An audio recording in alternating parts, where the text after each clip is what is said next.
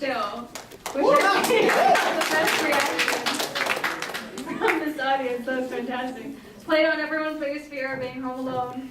I know that Clink played on the basement motif, but this one was just like, what happens when you're in your house alone? It was great. I guess we're all scared of mannequins too. Seeing where she's in the shower and the sound of the water coming down out of the head, and just the way they warped it before she sees the mannequin, I thought it was really effective.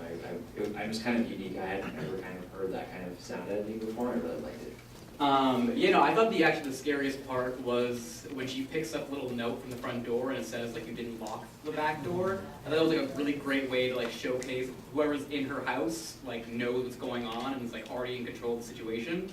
And I actually really like the use of the mannequins. You really do expect her to kind of go through some like weird like chase scene of this guy who's about to kill her when the first mannequin pops up. There's that weird like elongated stillness where you don't really know what's happening, neither does she. I thought it was done very well. But yeah, you're right. It plays on the title of the film really well because it gives you that jump and then nothing happens. Sorry, it's not so much a comment as it is a question. Is when she was on the phone and then he mentions that just drink your wine. Did she mention that she was drinking wine, or was he watching her and it's actually him? Because I don't know if I missed something or if it's him, and that's why he knows like the layout of the house and everything. So I don't know. Any answers?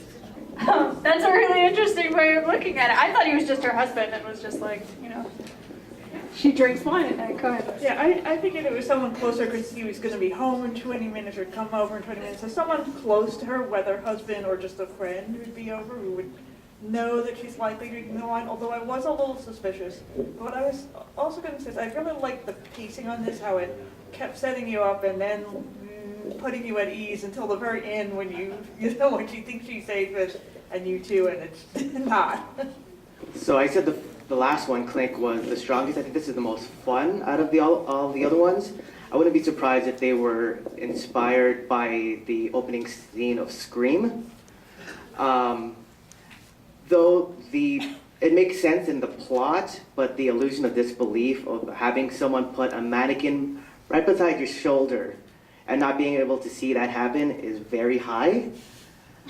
But again, it's for what it was and for it being a plot device, it works, and I do find it the most fun. One of the things that I really liked about this movie is no matter what room she was in or wherever she entered, they always left a door slightly ajar.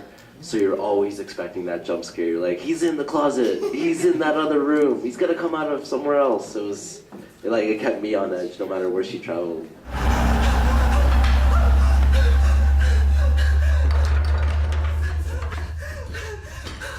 I was going to say the same thing about the mannequin, like even just the logistics of, okay, like where's he moving it from to put it right behind her? But to me, I was seeing a lot of Halloween, like the first original Mike Myers Halloween, just all throughout it. So, and then a bit of Psycho in the shower scene, like the shower head. Yeah, no, it definitely took a lot of elements from a lot of classic film, I think, that I saw. The art direction as well was really good. You mentioned the ajar doors and the color in it. Oh no, I think this was like just a fun little horror movie. I think it definitely, out of the shorts, had the best use of tension.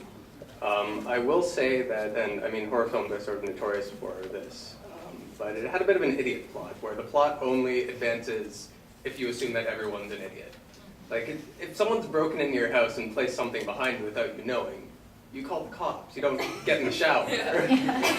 Regardless of whatever advice whoever on the phone gives you. And I do sort of like the theory that the boyfriend is either the one in the house or at least in on it, because then at least he's not an idiot.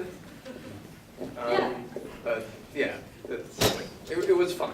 And it had that sort of classic horror tension into jump scare structure.